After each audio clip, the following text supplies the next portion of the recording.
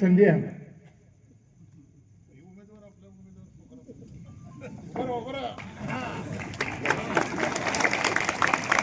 अजून कसा आहे, मी जिल्ह्याचा अध्यक्ष आहे राष्ट्रवादीचा.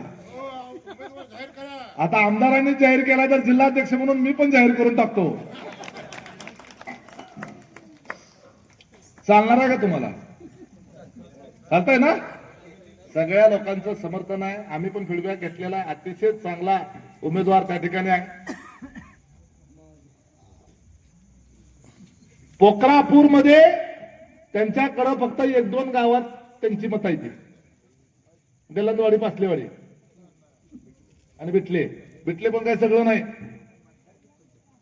आणि गपचूप त्या ठिकाणी व्यवस्थित जर झालं, दमबाजी वगैरे काय नाही झाली, तर तिथून सुद्धा आपल्याला मतदान मिळणार आहे. पण त्यांची दादागिरी असते.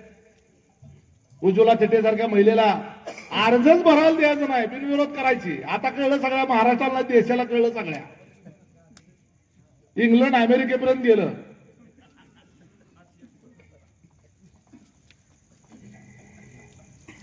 अनगरचं नाव इंग्लंड आणि अमेरिकेपर्यंत गेलं असं म्हणले पालकमंत्री.